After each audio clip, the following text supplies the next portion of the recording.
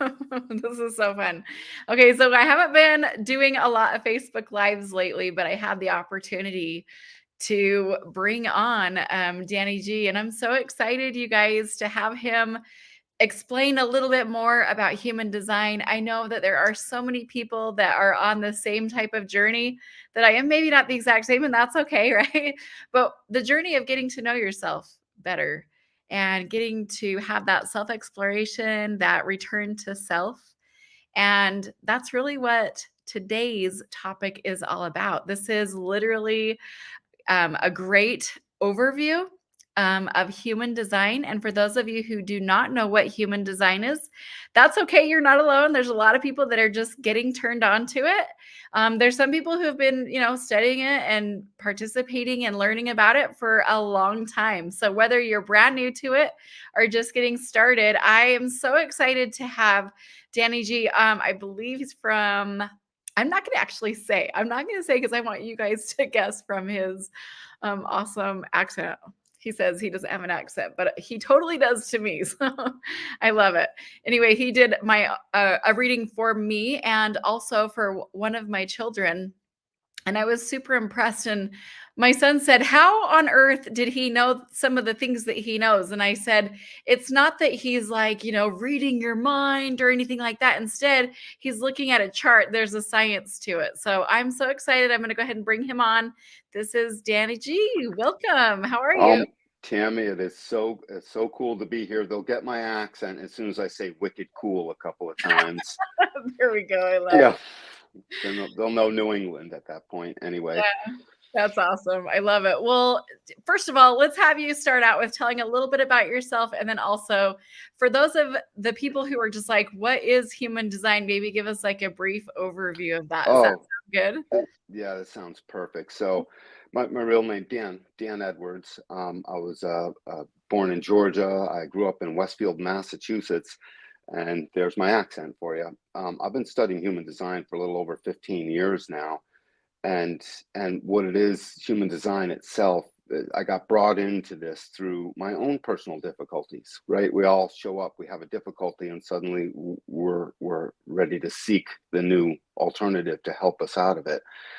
And I needed something else, and lo and behold, my first teacher, I bumped into her, and I had no idea, but she apparently knew because she stuck with me, proved it to me. I needed a lot of proof because in the beginning I said, I don't think we have this knowledge yet. I don't believe it yet. To me, human design, the way she was describing it, was akin to saying, yeah, a jumbo jet, carrying passengers can take a right angle turn in midair, and they can't do that, obviously. So I just thought we didn't have that tech. But lo and behold, we do, because we've been so good with our genome and parsing out what's inside our genome and measuring our genetics as it relates to various genes and really the codons that make up our genome. And I'll explain a little bit of that. We're so good at it that when someone finally interpreted what was the I Ching, this was the man who brought us human design. His name is Ra Uru Hu, and he was said this knowledge was given to him much like it was revealed knowledge. It was revealed to him what was going on. And so now, if anyone's ever seen their human design chart, you can look it up in 100 places now. It's starting to become ubiquitous everywhere. And what you're looking at when you see a chart, I don't know if you can pull up my chart. I sent it to you. If not, don't worry about it. What you'll see is this complex picture of 64 different activations in a chart that appears to be a human form behind it. You can see the human form behind it, and then there's nine centers inside that chart, and connections between all the centers and numbers at all of those connections. And what human design does is it simply says, hey, we're out of the esoteric world of astrology or the I Ching or the Kabbalah, the tree of life, the chakra centers, even other disciplines that go along with all of that. These disciplines had value. We all know there's value in understanding our chakras. We all know, we've seen that astrology has been able to read things that people scratch their head and say, how did they get that? Human design takes this stuff and it no longer is any of those things. And it simply says there's 64 ways to modern man And of all of these different ways, uh, they break down into subsections, they mix together. And when you start mixing it together, you start being able to quote keynote. Keynoting is the act of just using the language we already know to keynote things that are inside of the body graph. And the next thing we know, we have reliable things like a type. You're a generator or a manifester or a projector or a reflector. We have definition, that will give us the steady life force that's going on. And the reason your son was dumbfounded, I sort of remember that reading, is because I was able to point out to him, I think he has an emotional definition, and I was able to point out how moving up and down on an emotional wave is not a problem.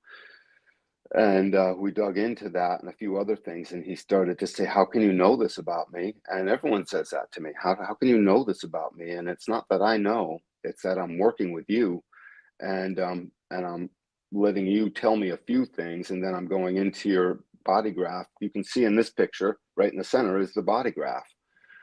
I don't know if you have my body graph. It would have been a slide or two away from this. But Okay, let me keep working on it. You can go yeah, ahead and I'm explain going to this a keep little bit. talking. Okay, And great. yeah, and it's just so thrilling because as I look into a human design body graph, I can tell anything that that person wants to know about themselves. And especially, I start to dig into the stuff that they didn't know they needed to know. Human design is really here, came onto this plane because we were ready for it. And everybody knows the consciousness on this planet is starting to skyrocket. It's really starting to move up. And this is new.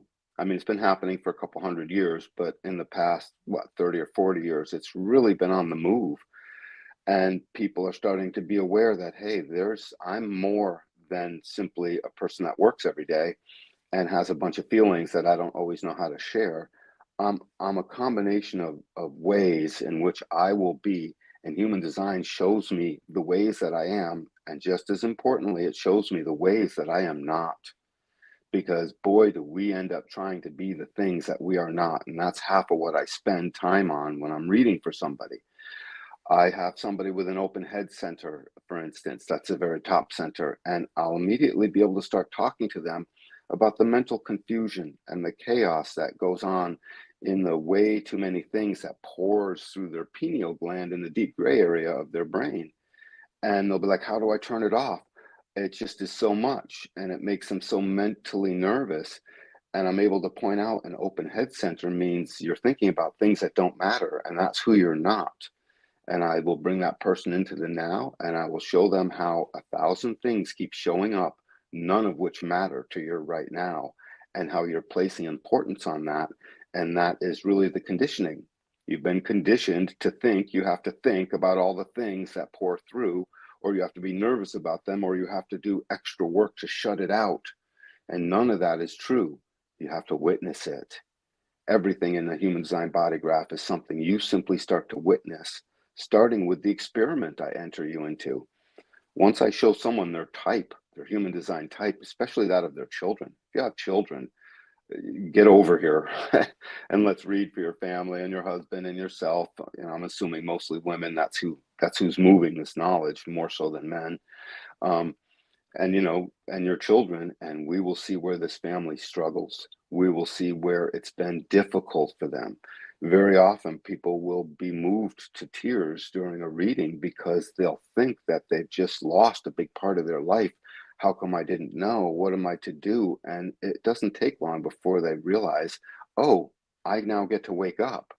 So it takes the reason you don't have more of this out there, and this should be ubiquitous everywhere: schools, doctor offices, inside of government.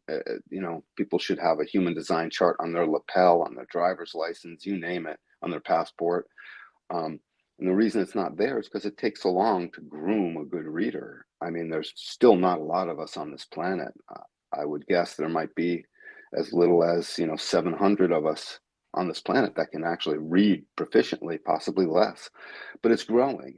And when you start to see what is it I can read into for your chart, you'll start to see I give you a strategy.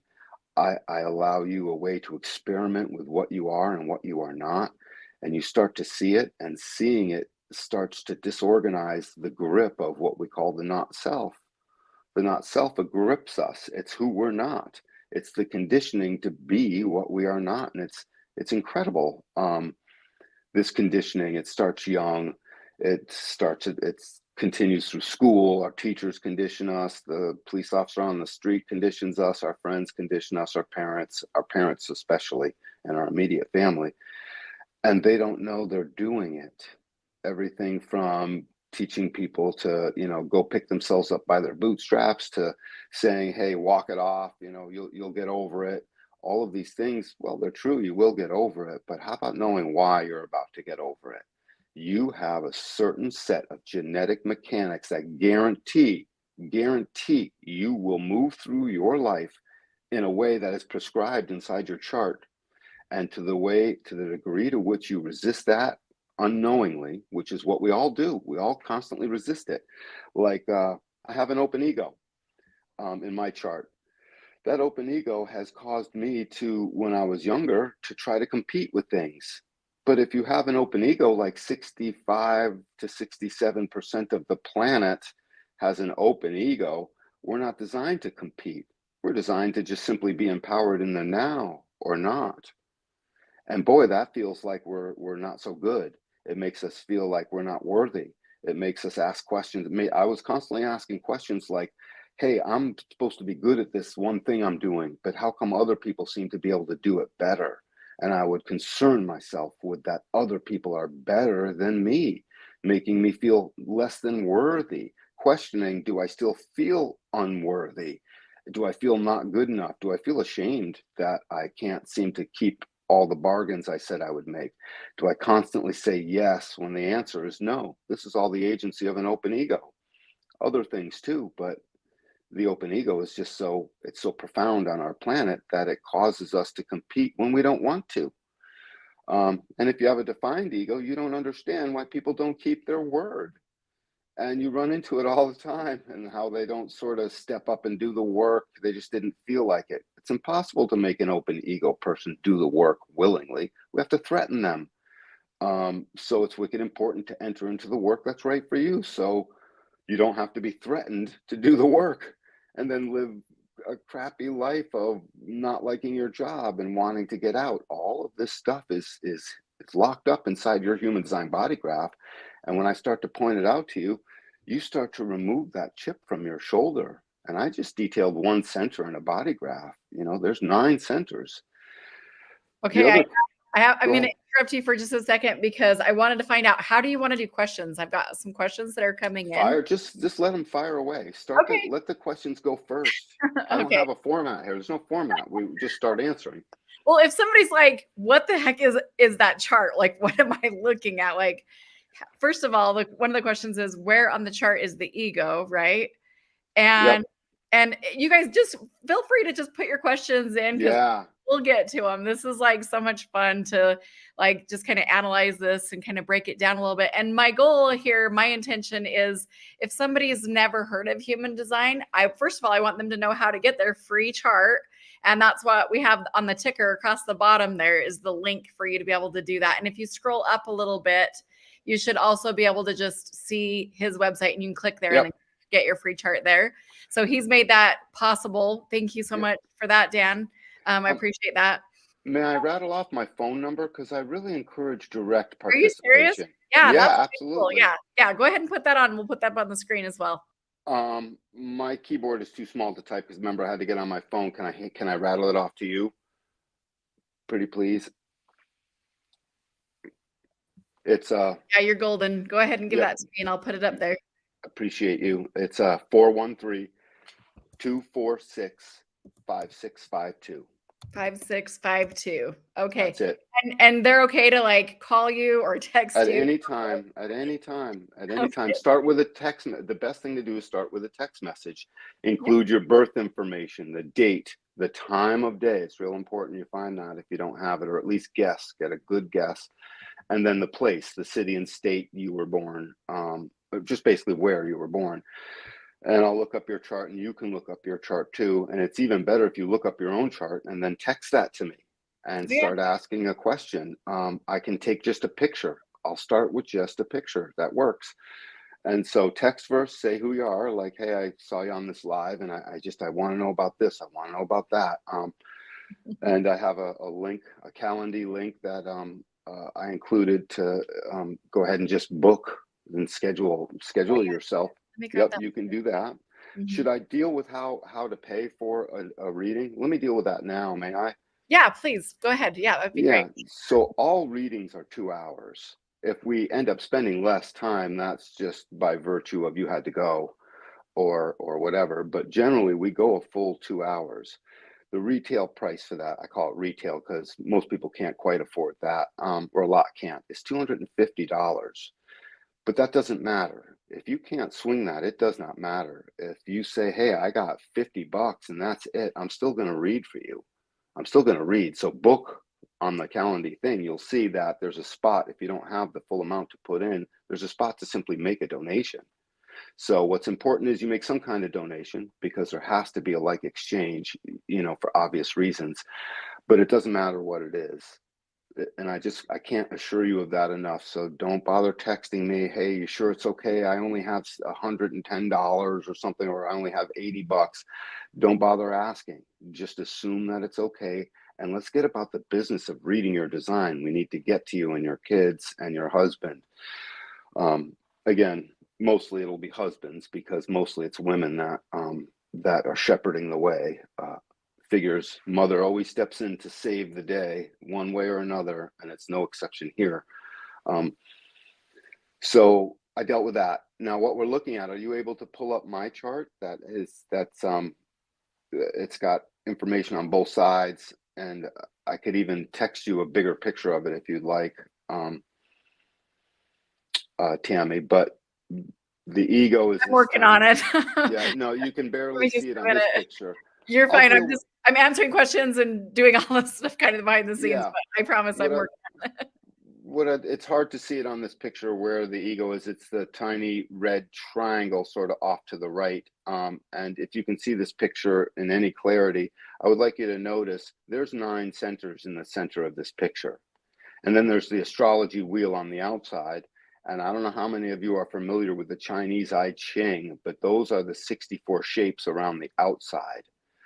Those 64 shapes are called I Ching chops. And the ancient Chinese I Ching text was called the Book of Changes. And somewhere 5,400 years ago, those guys had a download somewhere, probably in the Tibetan hills of China, and they realized or had a download that, hey, there seems to be 64 ways to modern man. They came up with a counting system for it, and it looks like these hexagram chops, 6 lines per chop. There's my chart. Good. And what ended up happening was they drew a picture of our genome. Those 64 hexagrams become an exact mathematical replica of how the 64 codons in the human body keep sewing us up every day and create life. And now we don't know how they did that. They drew something that was not only an exact representation, meaning it looks like our genome when you look at it under a microscope, but mathematically it's an exact identical match to the structure of our genome, layering codon on top of codon to suddenly stack up and turn an embryo into a human being 9 months later and then have a whole long life. So if you're looking at my chart, you'll see a whole bunch of information on the right-hand side about the type, everything in here from how I'm designed to eat. I'm designed to eat in the calm, what environments are best for me. I'm best in a marketplace. What my motivation will be, it's desire. I desire to lead essentially, and how my view will work. I can explain all of this to anybody on a reading, and they'll be like, no wonder I see things this way. No wonder I can't pay attention. No wonder I have to read things 3 times. Yeah, you have to read things 3 times because you're not into it. And you have to force yourself to be into it. And so your mind won't stay there. And I can point exactly where that mechanism is. It's a mechanic. You're designed that way. So every year in school, when they said you have to focus, they were telling you you have to be what you're not.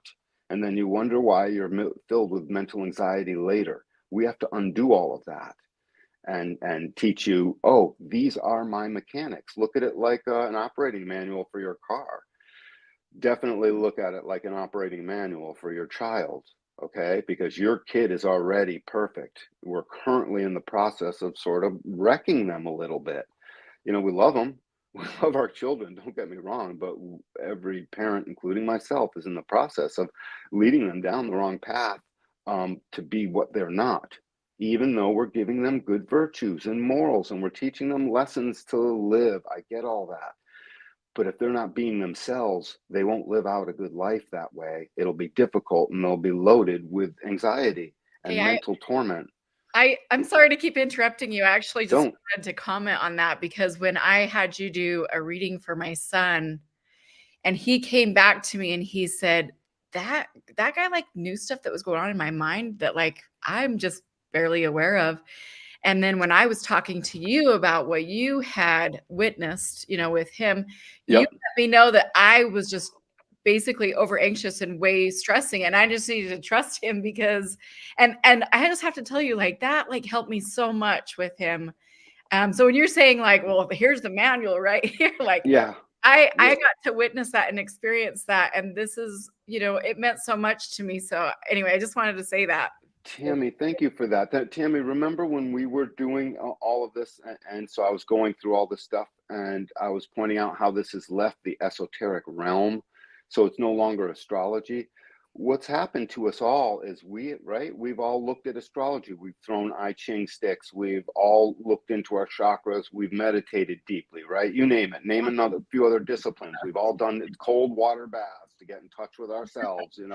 Bufo alvarius. Cold water baths. I like prefer, saunas and hot springs, but yes, the Well, me cold too. I'd water rather too. I'd rather sweat it out than freeze it in. But there's value to all of it. So all Yeah. of these consciousness things. How about ayahuasca ceremonies? There's nothing wrong with that, right? I An haven't done ayahuasca. that. But Well, yeah. but you've known people that have, and this Yeah. is not the work of something evil. This is us getting in touch with ourselves. Um, all of that stuff can now fall by the wayside. Not so let me choose a different term. All of that stuff can now be compartmentalized where it belongs, in the explorative process of looking into ourselves. But when it comes to human design, we've left that old esoteric way that can't be scientifically verified. We can now scientifically verify your chart, and you do it through the empirical process of witnessing your aspects, the aspects that are you and the aspects that you are not. And I take you through all this, you start to realize, oh my God, I see it clearly. And then you start to see it in others. And this is the basis of the scientific process, the empirically observable. Can I observe this? And does this experiment recreate itself? Can I repeat this experiment in another? And this experiment has been now repeated, several million times, and it's only growing. So we have entered the world of science, the genetic science of our own codons and what they're doing inside of us.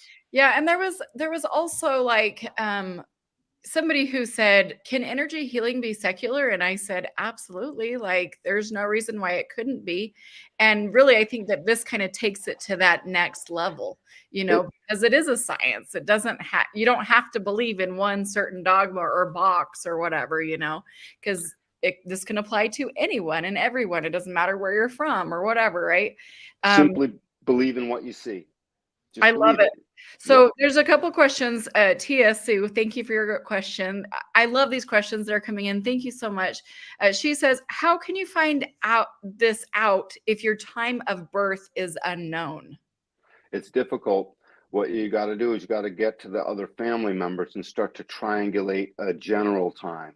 Was it morning or afternoon? If your parents are still alive and they're not sure, ask them probing questions. Did dad have to run off to work? Was it the wee hours of the morning? Did we have to wake you up out of a cold sleep, hard sleep? These types of things. Had the sun gone down yet? Was it light or dark? Just try to narrow it down. If none of that works, take a guess. If you have a strong intuition, let's go with it. I realize that's not very scientific, but it seems to show up. And the last thing is you contact the hospital you were born in. They have the record. Yeah. Unless, of course, you weren't If it born in was, the hospital, because like my last two kids were born at home, so they're not always. oh, yes, right. There you go. My assumption. I made an assumption. You're absolutely Yeah, right. no, Yeah. you're totally good. I know there's a few of us out there that Well, like hopefully there's a have lot our own more. sovereignty. Hopefully there's a while lot we're more so we can get kids avoiding that birth certificate process and the other getting process that we're not going to go into here. But but Crystal Perry wants to know, can you explain the numbers? Are they smaller? Is smaller good or larger good? And I know you have some neither. comments Yeah, about that. neither. Now the numbers, so what these numbers are, first and foremost, these are the genetic constructs called codons. If you want to look this up yourself, you can see we broke our genetic code in 1957 by discovering that there are 64 codons, C-O-D-O-N. It sounds like the name, they're coding for something. And this is the intelligence of our genome. I mean, when God set this thing in motion, he made the perfect program to be self-sustaining, and it's inside the human genome, all of genomes actually, for plants, animals, grass, bugs, you name it. It's quite a thing. And humans have 64 codons, and these codons are doing more than just sewing us up all day. They correspond to a number that gives us a keynote, and that keynote is a way. And as soon as you have that activation in your body graph, that is one of your ways. And I can talk about each one of them extensively, and you'll start to realize, oh my God, that's me. Oh my God, I have that. Oh my God, I don't know what to do with it. And it's this notion that we think we have to do something with it. And by the time I'm done reading for you, going through and labeling these aspects, so Miss Perry, I think that was your name. If you let me read for you, what we'll do is I'll start to name these things and you'll be like, oh my God, it's just plain English. These keynotes are just the words I use in everyday language, except they have a slightly different meaning inside our chart. They're more specific. They're very literally, specifically a thing. And I'll go over that with you and you'll start to see I have these aspects. I would like to point something out here that's so cool about this. Not only is it our owner's manual for life, to literally live out yourself, to make you be at peace in your own skin, to physically let you stop having anxiety and worry and emotional turmoil and eating problems and all kinds of illness in your body and all of these things. It's also this incredible way for people to start to recognize, I have all these aspects and I have to get along with the other. So not that I can see a show of hands, but if I ask for a show of hands, how many people are a little bit angry at someone they love, right? That's who we get mad at first, right? The people that we love the most. We're not mad at strangers. You will find when you look up their chart, you will suddenly grow compassion, because the original name of the book that is basically the Bible, the definitive guide of human design by Ra Uru Hu, the science of differentiation, he was originally going to name that a guide for no fault living, how it's not the other guy's fault. It's not their fault that they are what they are.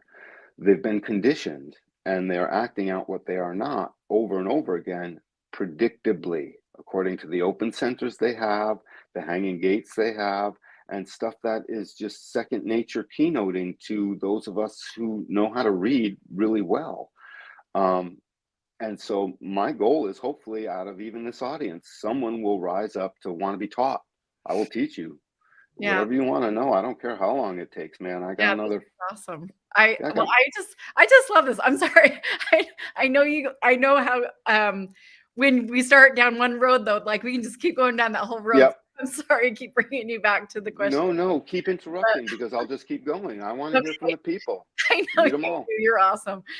Seriously, you can learn so much in 2 hours from this guy because he just doesn't stop. It's like you get all your questions answered. It's so Yeah, I good. don't stop, do I, Tammy? Love I it. just No, noticed that. Sorry. I'm like, wait, I have a question. Wait, I have a question.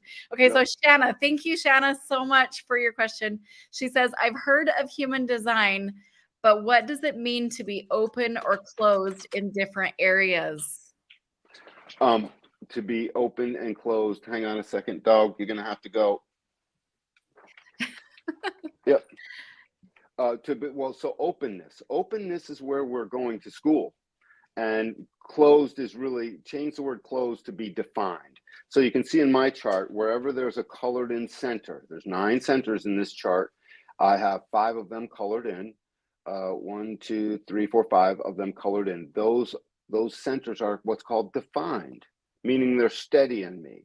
That's the student. And where there's openness, that's where I'm going to school. That's where I'm getting my education. The openness is you are open to those forces. So notice, I'll go to my open ego again.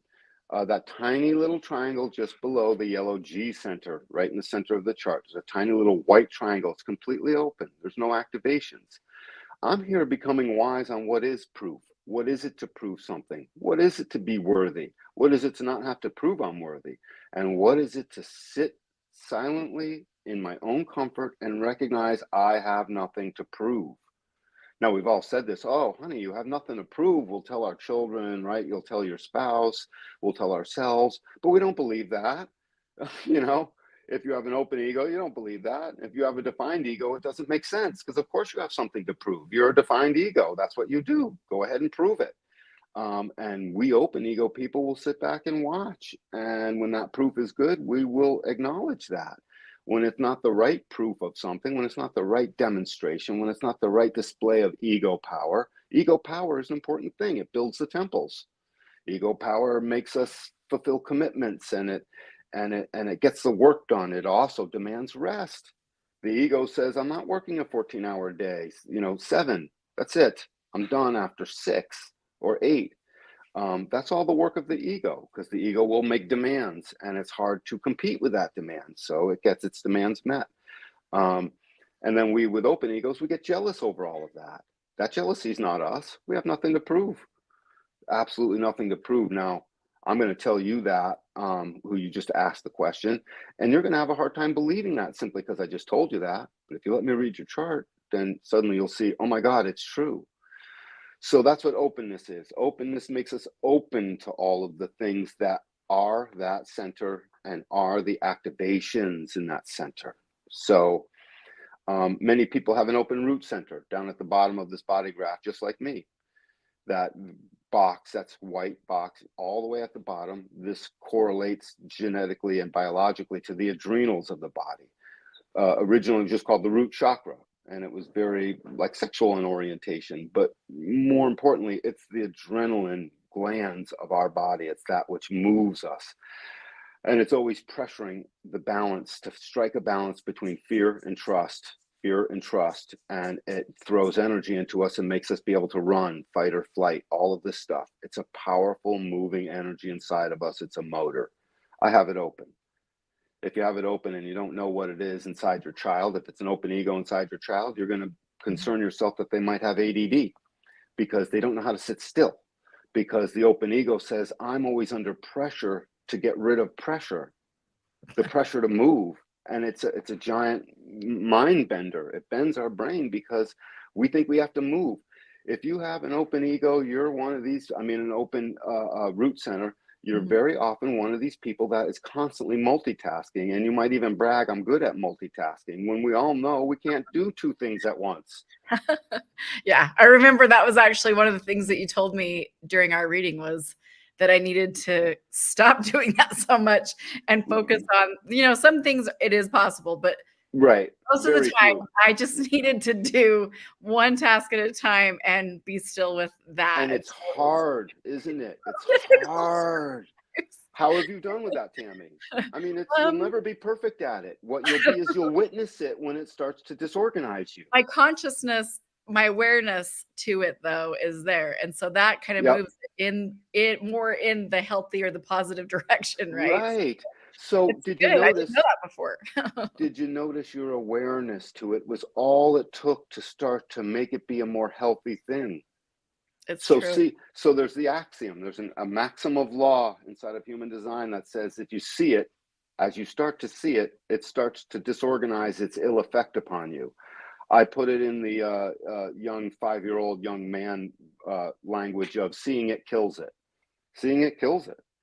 It takes the old conditioning, it takes all the bad negative attributes of trying to multitask, and it turns that into like, oh, I see it. Oh, that's not me. I notice feel like I'm in a hurry. I notice my shoulders are tense. I notice I keep tightening the muscles in my body.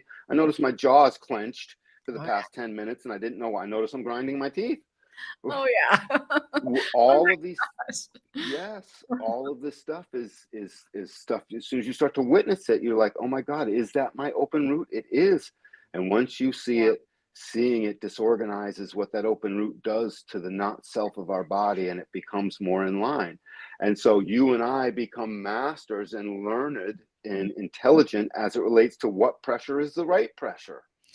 You know, one of the things that I really love to do for myself is to take opportunity to be mentored and to shift more in the direction of learning more about myself because I'm kind of complex. Yes, I'm a little complicated. Somebody said to me, "Oh, I bet you got everything figured out." And you know, because you do these energy healing conferences, and you've been in them for 10 years. And I'm like, hell no. I'm so messed right. up. I have needed to be in this space to like bring what I need towards me, you know. So it's been really actually very positive for me. But you It's you have helped me with that. Like to be able to go to your website, to be able to print off your free chart, and then to be able to take, you know, the steps to continue to learn more about myself. That's something that I like to do for me, but I also really like doing it for my kids, you know? So you can go in, you can literally print off a chart for each one of your kids too, or your spouse or your partner. You could literally do this with a bunch of friends and, you know, start the pecking learning order. things, right? Yeah, the pecking order. See, human design came onto the plane for children. It's just that we have to go through adults to get there. I mean, it would be kind of creepy if I walk up to your kid and start showing them their design. I'd be arrested um, for obvious reasons. And so we have to go through the adults. And so the pecking order, I find, and it's a little bit sexist because it's women first, almost always, not exclusively, but the vast majority. And then we first and foremost look at your husband after that, partner, whatever. And then from there, we look into the children. And it's really if we go in that order, because as soon as you're open as mother, boy, look out. We now stand a chance to correct this portion of the world through you. And that's a pretty big deal. I find that to be incredibly, Yeah. I get goosebumps when I think of that because Well, that's God's good work working away like there's no tomorrow. Well, I Um, really appreciate the insight that you have given to me because I remember you even talking about like the rhythms of how I feel really good and I'm on a rhythm. And at the same time, I'm feeling like, oh no, the rhythm's not going to hold. And I'm like, whoa, like I've thought this, like, you know, for a long time. And you're showing me in my chart where that shows up and what to do and how to like breathe into that and how to like be more comfortable with myself. Like, this is a big deal for someone to be able to do that. I just love it to so much. to get comfortable in your own skin, Miss Tammy, this Yes. is the thing. This is the ultimate this is the ultimate act of self-love. Yeah. It is I the ultimate act to take the time. So let me take a one more basic thing about this chart that you're looking at in front of me. That's my chart. And anyone, if you want to take a screenshot of this or whatever, so you can see, you know, this is my chart and to have for your own. Um, all the spots, if you look at all the activations in my chart, you'll see there's about 20 of them. Everyone's got about anywhere from 17 on the low side to 21 or 22 on the high side. Activations, meaning little purple circles colored in with a number around it. That's an activated codon. And it was activated by virtue of your positioning at the time of your birth. The planets are doing something. So those astrology guys were right. The planets are affecting us. It's not mystically affecting us. They're doing something else. I'll explain that at a later time, unless someone asks. Um, but the point being, there's 64 possibilities, yet I only have 20 of them. You only have 20 of them. Someone has 19, someone has 18, someone has 21. Basically, no one has more than 1/3 of 64. So that means 2/3 of everyone is wide open to the forces, is open to other people that have those gates defined in their body graph, is open to the fact that they're always transiting through the planets and the moon and the sun and the earth and the nodes. Um, so we're mostly open. And the whole idea is when you recognize your uniqueness, you're unique like a snowflake, everyone's different. You start to realize I need to be myself in a sea of people that all need to be themselves. And as soon as more of us are being ourselves, we'll see it doesn't matter who the other guy is. And sometimes they're even a total jerk, and that's okay. We just don't hang out with them as much anymore, or you don't invite them to dinner every Sunday, that type of thing. You'll find certain people in your family aren't healthy for you. They're no good for you. Doesn't mean you don't love them, and it doesn't make them bad. It just means they don't know who they are yet. And so they act out this devilish, awful, the not self theme of every type is hideous. And it does this awful stuff to us, including it makes us sick over time. It'll ultimately kill us early, and we've all seen that, right? People die unhappy, or they're not well because they just don't see themselves well. So it's about the openness is really what I wanted to point out. Most of us are mostly open, and that's what you'll see in my chart. Other things on this chart that are really cool are these arrows. Mhm. See how there's arrows at the top of my head center, two on the right and two on the left? They tell me everything I need to know about a person's cognition, their environment, and how they view things, and basically their dietary regimen, how they're designed to basically take in food, not how they're designed to have a diet. It's just how you're designed to be in the moments when you're allowing the food to pass through your esophagus, down all these sphincters. There's like 20 of them going all the way down to your belly, and they're collecting information and feeding it to your mind and to your brain, literally at the time they're going into your body to also give you sustenance. That process has a very specific keynote to it, and everyone is designed to do it slightly differently. I'm designed to eat and calm. So when I was a little kid, my mother tried to stop me from leaving the table, and my father tried to stop me from leaving the table, and it didn't work. And finally, they surrendered, and they just let me go be by myself when dinner was at hand. I would go eat by myself half the time, and they finally just let me. They had no idea how healthy that was for me to do that. And it had nothing to do with breaking social mores of you will eat at the dinner table with your family and be a certain way. That's the old way. I realize it's nice to eat at the table with the family. I get that, but it's not what's healthy for some of your children, period. And that's going to be quite an adjustment, right? That's not easy for some people. Um, so if you want to get rid of this chart and just go full screen, Tammy, let's just keep taking questions. Yeah, it's actually really fun to be able to see it. Um, Mm-hmm.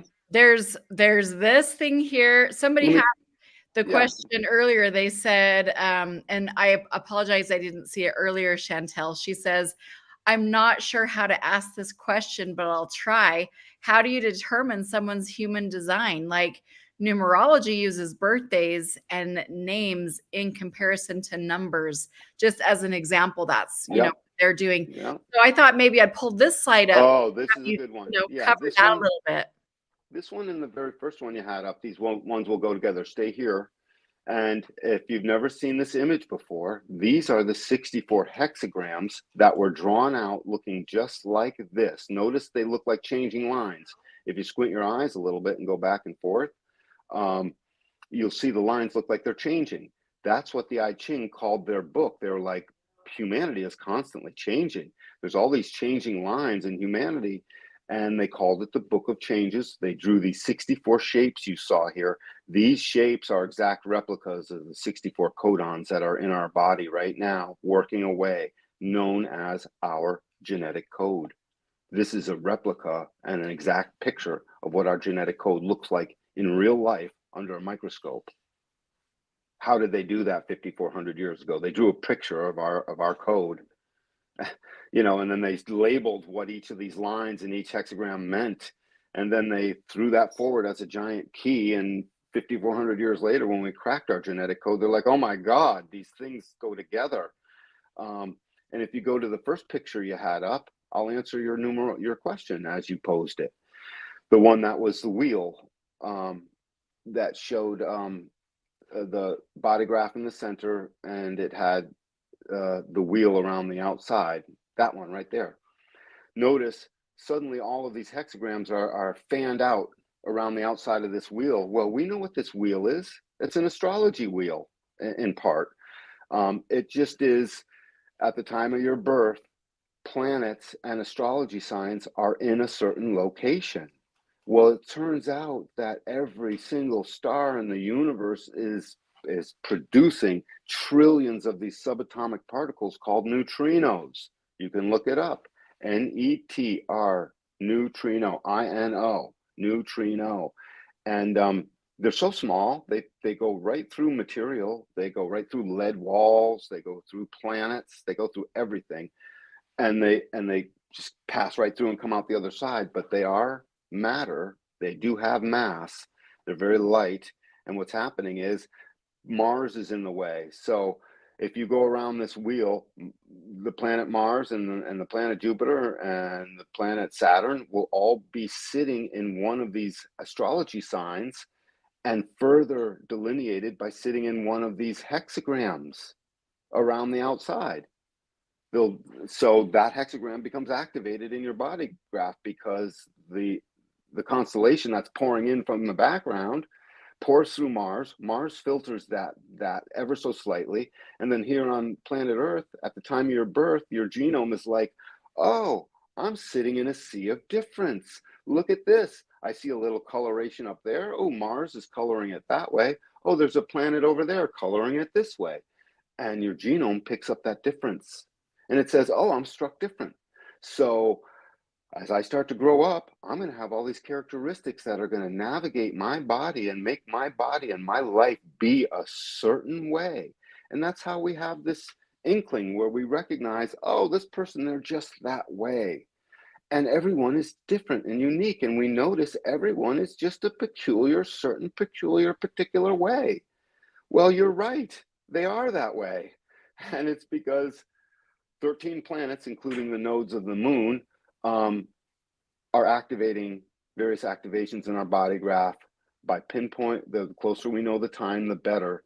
And what happens is that we pinpoint that time down to the minute if we can, and it says exactly where each of the planets are. Wherever they are, they're activating that activation, and it becomes active in you, and it gets drawn into the body graph according to the very last slide you just had up, which was, if you can slide back one, it was the biology and their functions. Yep, that one. So if you notice, this is the biology. And notice, everyone's familiar with the seven-centered chakra system, right? We've all seen that, Reiki and acupuncture and the Hindu Brahmins that came up with that in the first place.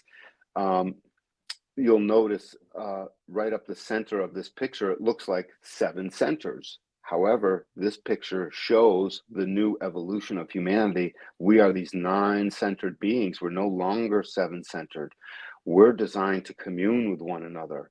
Our old 7-centered ancestors, which stopped being born in 1781, the astronomer Herschel found the planet Uranus. Humanity was basically ready to evolve. We did, and children being born after that started to be these 9-centered creatures that lived longer, lived warmer, grew a little bit taller, and are currently no longer designed to simply cooperate.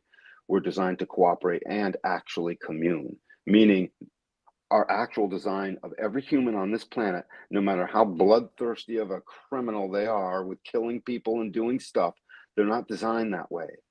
They're not made that way. They're acting out exactly against their original operating manual parameters.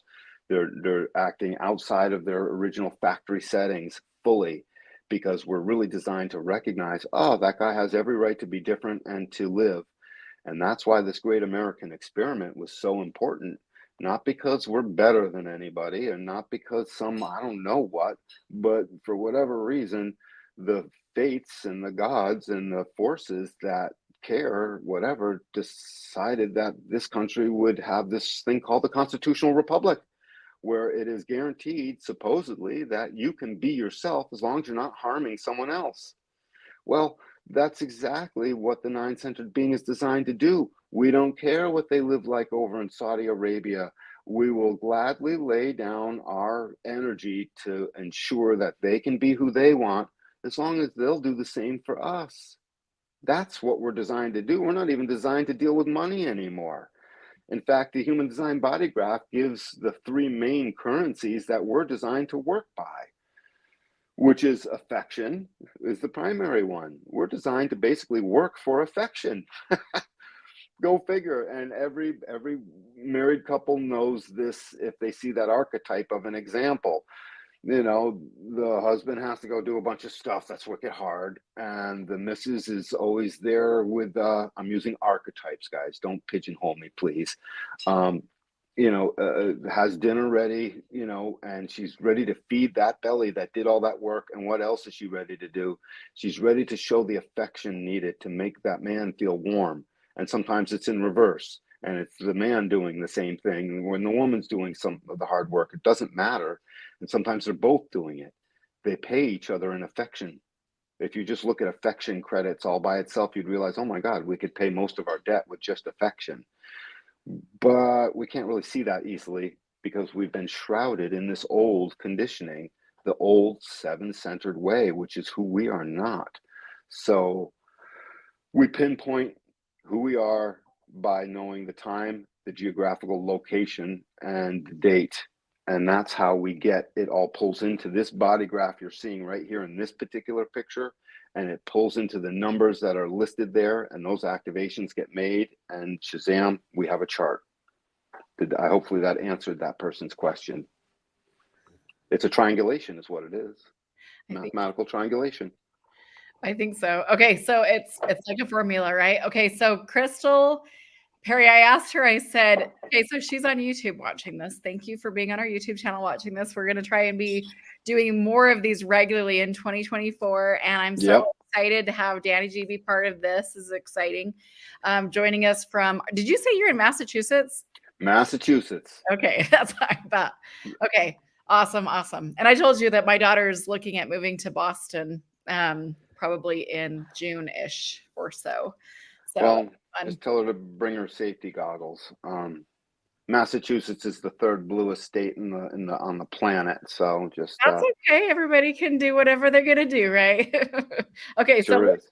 so let's see. So Crystal says, Minnie, I got many questions. I got my chart from a friend and I know nothing about it. So she has a printout already and she's just trying to gain some snippets of info here from you. I wish there was a way to pull it up. If there's Yeah, a way to pull it up, her head and her everything basically at the top is open for her. So, okay, including the throat center?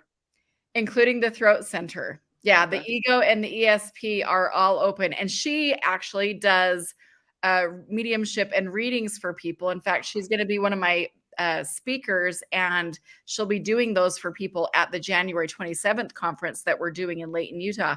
So that's who we're talking to, Crystal Perry. So if you have a human design chart and she's got all of these opens, tell her a little bit about that.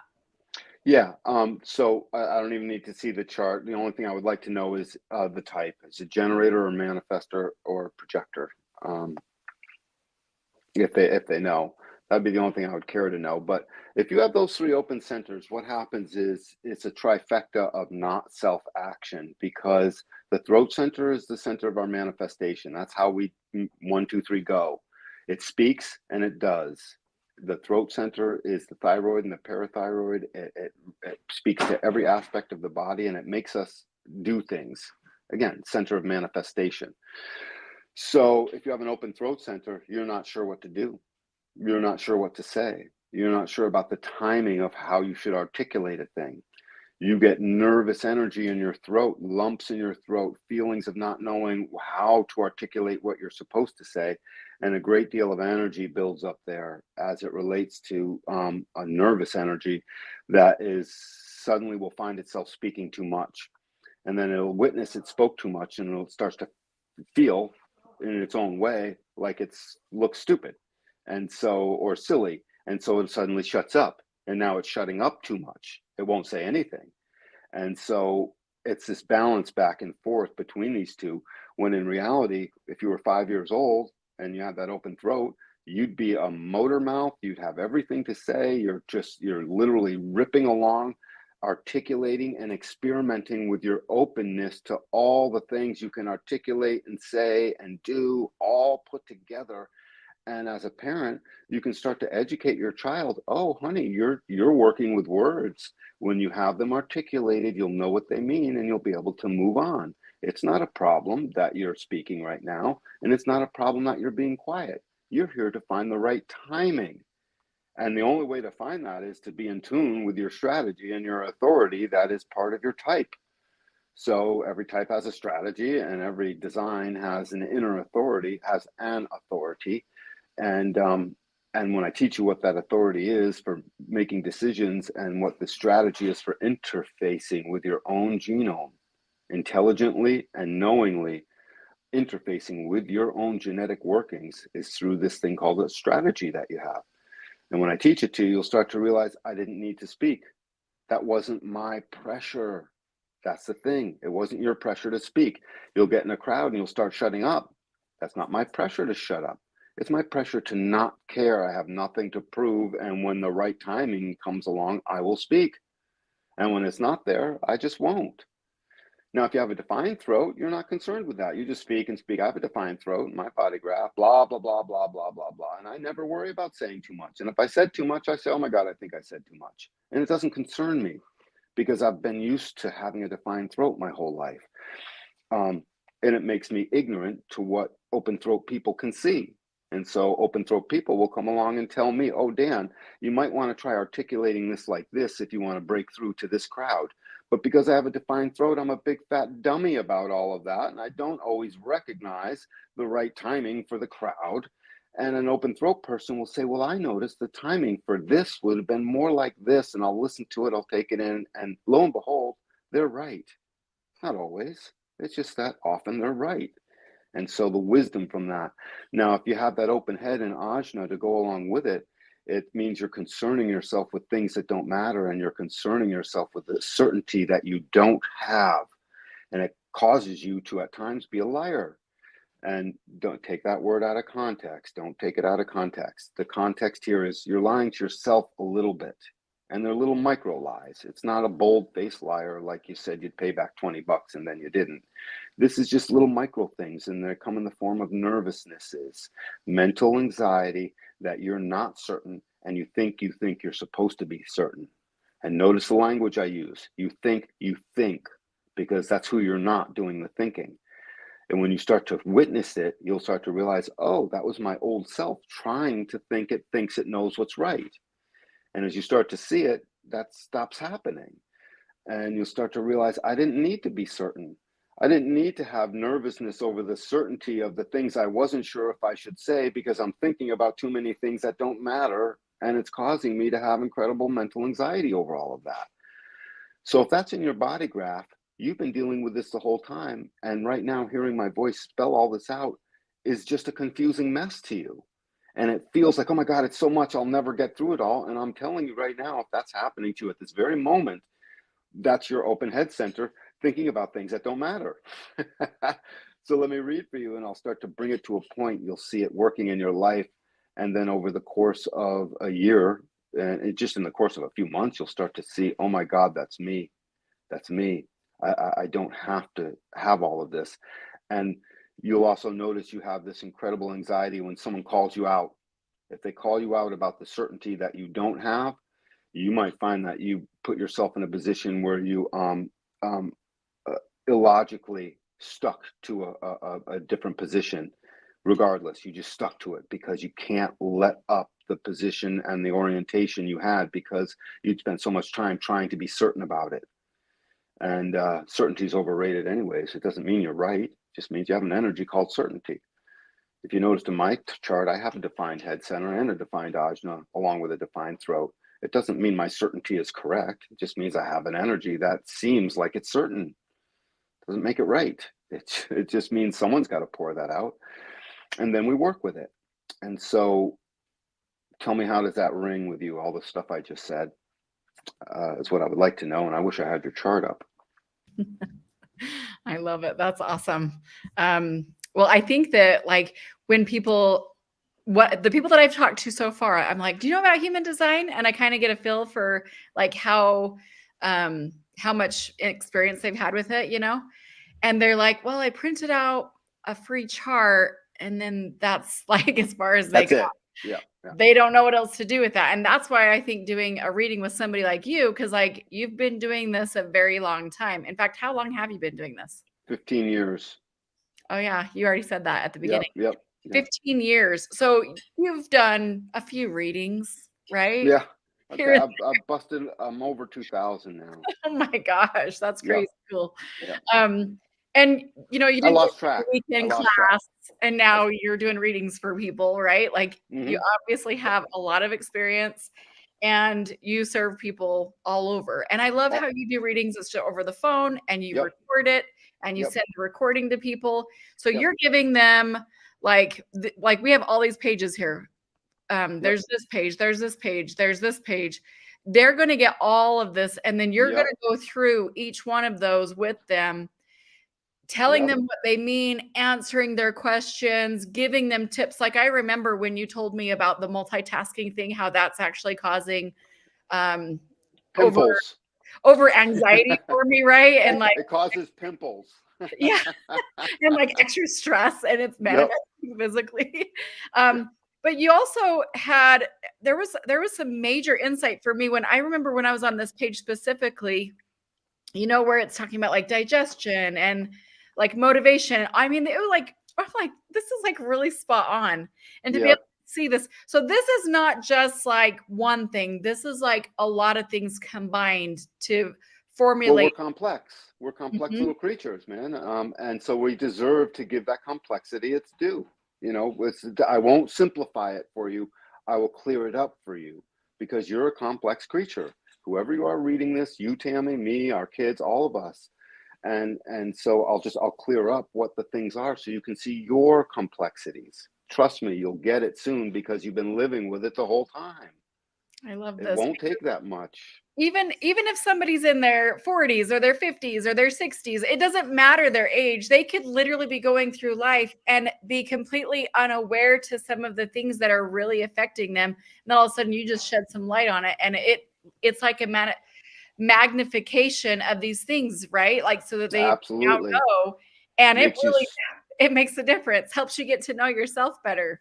It makes you so powerful. So here's one aspect that this has come in so clear is I teach a person their strategy and their authority, and the next thing you know, they quit their job. And when I say quit their job, they find a way to mosey out of one job and into something that leaves them more satisfied. We are designed to do the work that leaves us deeply satisfied with a feeling of accomplishment. That's us. Anything short of that, and we're killing ourselves slowly. And that's hard language. I realize that, but it's true. And so getting a person into their strategy and authority into that experiment when they can see, oh my God, I have a strategy for determining is this job right for me? We take jobs because of money. And then if I sit there and ask you honest questions, do you like it? Maybe. Do you love it? Well, not so much. Do you love it so much you want to marry it? Do you love the job that much? And inevitably I get no, no, no, no, no, no. That job's not right for you. Now, the person on the other end is like, but that's too simple. I have bills to pay. I have this. I have that. Yeah, you have an open head center. You're thinking about things that don't matter. We'll show you how to navigate that. I'm not asking you to quit your job tomorrow. I'm asking you to see that it's not correct for you so that over the course of this next year of you waking up to your nature, suddenly a year later, if you look back, you'll be like, I navigated away from the thing that was no good for me. Human design is here to help us navigate decisions one by one, until suddenly we're a little navigation factory, navigating decisions as ourselves day in and day out, especially the mundane ones and the big ones. And the next thing you know, we're acting out and living out who we really are far more. And we're happier, our body's healthier, our children are more well adjusted, everything is better. And by the way, for those of us who recognize the mystical quality of all of this, what we've done is we've raised the general vibration of the field of consciousness all around us without even recognizing it, without knowing it. You just have to trust that that's there. So there's certain, mystical and certain biblical prophecies being fulfilled in recognizing who you are to quote know thyself, and know what you're not. It's incredible. Any other questions? Because I bet you were running down on time. Oh, I love this. This is just awesome. I really want to thank you. I appreciate you. I know you're on the East Coast time, so you're probably like, I'm ready for dinner now. uh, No, I'm ready to keep going. I'm generating, well, but we gotta. I remember my profile is a 2-4, Oh, like mine. And yes, and so is yours. Mine's either a 2-4 or a 4-2. I can't remember, but I remember learning that was really empowering for me because I recognize that yes, I love people and I can be around people, and people most of the time I would say know me as an extrovert, I would say, but I live in the middle of nowhere. I live in the country. Like literally I have no neighbors on 3 sides of me except for just across the street. And I really like just being alone too. So tell us what the 2-4 is. I remember that, and I would love to have Yeah, I'm pretty sure you are a 2-4. I seem to recall this because we shared that in common. So there's 12 profiles. 2-4 is one of them. I'm a 2-4. These numbers correlate to lines of a hexagram is what they really do, but I won't go into that. I'm just going to go into that they have a meaning. Second lines have 4 things you can count on. One of them is they're part hermit, meaning they will continually sidestep the requirements of others through isolation, meaning people want you to do stuff, they want you to think a certain way, they want you to take part in a certain thing, and there's Tammy just quietly ducking out. No, where'd she go? She's hidden. I can't get at her. She won't pick up her phone. She won't answer the text message. That's it. You have successfully sidestepped the other through isolation. And it doesn't mean you're isolated and a hermit on a hill somewhere growing a giant lady beard, you know, right? I hope not, but I mean, it's all No, good.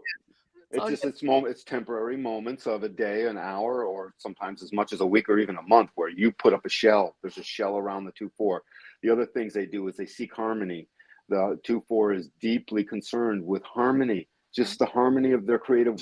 You can't be creative until there is harmony around you. And harmony is in the eye of you as a beholder in your hermit space.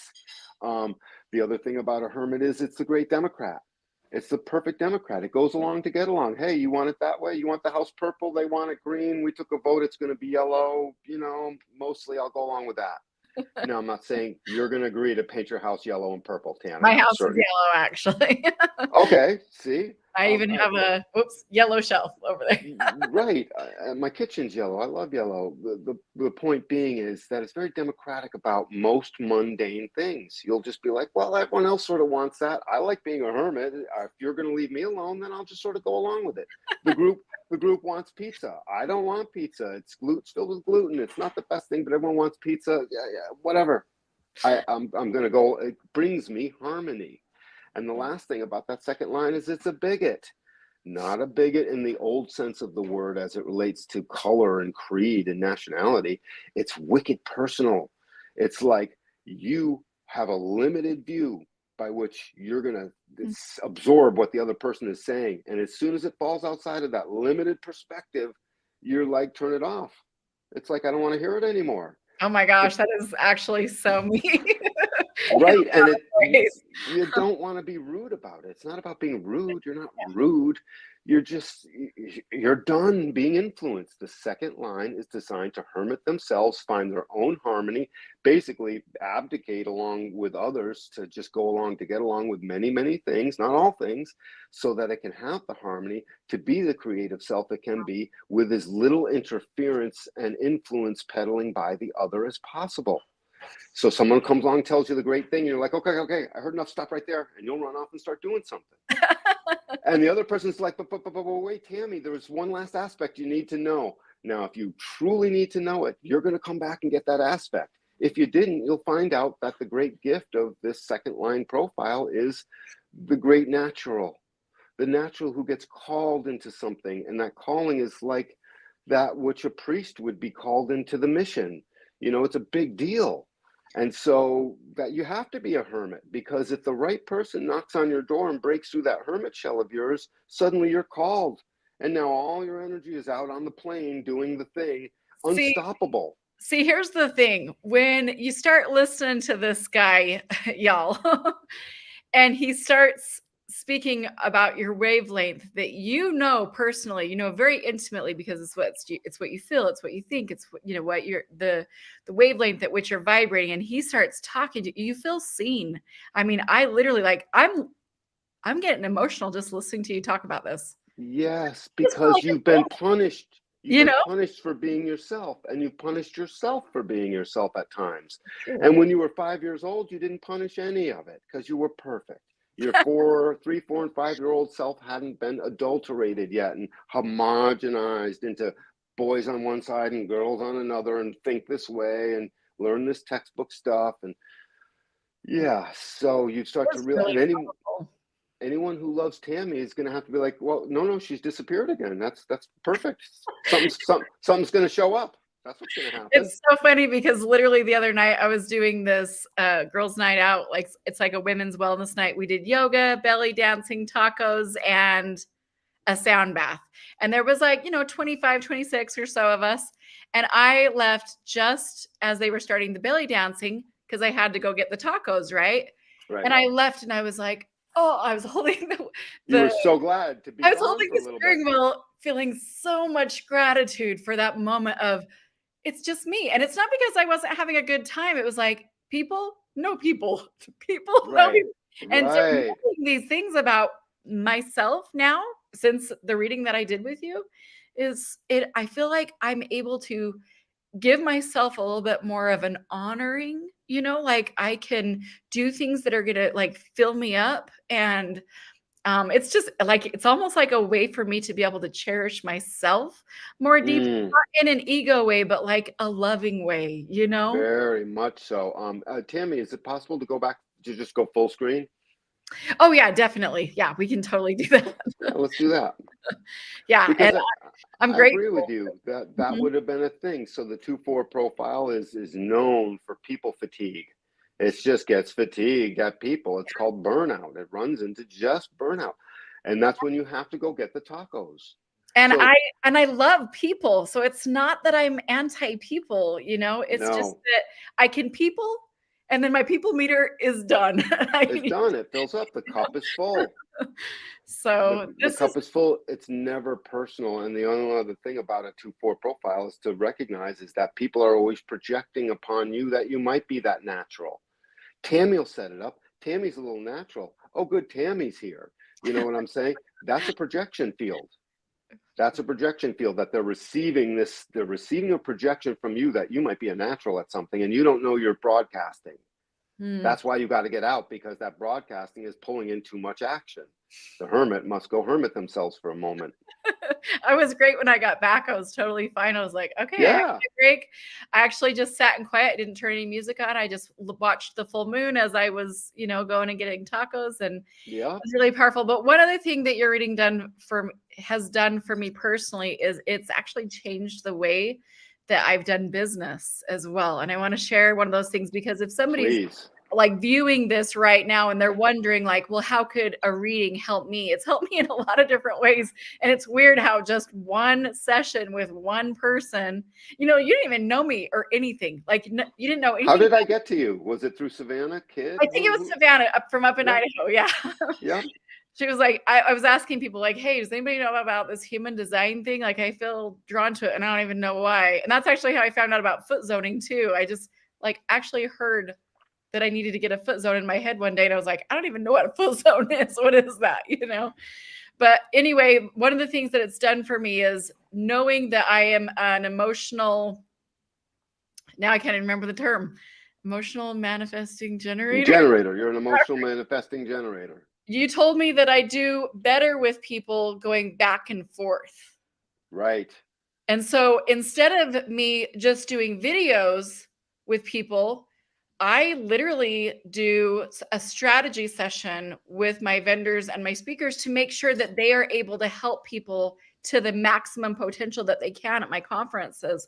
But I want to kind of get a feel for what they do and so that they could really like become that good match for that person. And I am not even kidding you. As soon as that light goes on, it's like boom, boom, boom. I'm like, you better be recording this or writing down ideas because they just flow so Right. quickly. And I'm able to help people even more with that. And the other thing is, I tried to do a bunch of automated classes for things that I'm really passionate about, and I could not do them successfully. I decided, no, I do better going back and forth. So all of my classes are live and customized so that I can be really intuitive because I do better with the back and forth. Anybody who's ever taken any of my classes, that's literally what I do. And if I show up and there's nobody in class, I can't do the class. I got to have that back and forth, you know. So the business aspect of knowing myself better has really benefited not just me but the people that I serve like a Yeah, lot. So thank you. like like I was saying, to help people find the right work for them, because we all have to find a material way through this world while humanity figures out how to get away from money. Basically, we're headed towards a world where we're not dealing with money, essentially, because it's arcane, it's archaic. I know that sounds counterintuitive. Well, I doubt we'll see it in our lifetime. I have hopes. I do have hopes. I don't know, but I'm just saying there's more for us. So Well, much more. I do have actually an appointment that's here waiting for me. So I want to go ahead and give you a chance to go ahead and close out with anything else that you feel inspired to share with people. Maybe like 2 or 3 minutes. Is that okay? Sure, absolutely. I'll just close the thing out. And Tammy, I can't thank you enough for having me on here. I hope there was a wide participation. Again, I'll rattle off my phone number again, 413-246-5652. And I guess I'll just explain how I do the reading. So you'll send me your information. Basically, plugging it in the calendar will help, or we can just do it on a phone call. And then when it comes time to read, I have a recording tool. I prefer to do things on a phone call if I can. If I have to be on a Zoom call, if there's no other way, then you'll be the one recording it. But if I can be allowed to just be on a phone call, you'll see that we get a lot out of just the vocal quality of what's going back and forth. And I'm not really distracted by having to look at something. Most of my reading is done with me pacing and my hands in the air. And, you can't see that if we're just on a phone call. So we go through a couple hours. There's a lot of back and forth, and all readings have follow up, meaning don't just get off the reading and be done. Go ahead and follow up. You'll ask questions, and every reading has at least a half hour follow up where we just show up again on a phone call when you're in the mood, when you've processed some of this, and we'll go over a little bit more of what you've noticed and basically just get you into the thing. That's what I want. And if my perfect clients would be people that were in an ongoing basis with whatever it is they can afford. And we'll get to your family, and we'll get to the kids, and we'll get to your husbands and wives and friends. And very importantly, we'll get to how you make your material way and what you do for work and how you can make sure it's rewarding enough for you. Each new step you make as you start to wake up should lead to more and more rewarding life, regardless of how much money was in it. You'll find that out quickly. And it doesn't mean there won't be any money in it. It just means it'll be regardless of how much. And if you think that sounds like a spot you want to be at for your own personal growth and for your own internal, joy and ability to live happily, essentially, and live well, then this is for you. And so on that note, I would just close this out with schedule it, get in touch with me, look up your chart, send me a picture of your chart, start asking questions. Any question, it won't matter what it is, it will drive us straight to the same thing, a full-blown reading where we get to the bottom of what you are and what you are not, and how genetically this stuff is written in stone. It's guaranteed you're going to have this, and making peace with that. And then starting to see, I don't make peace with it, I actually love it. I love being me. I can tell you that right now.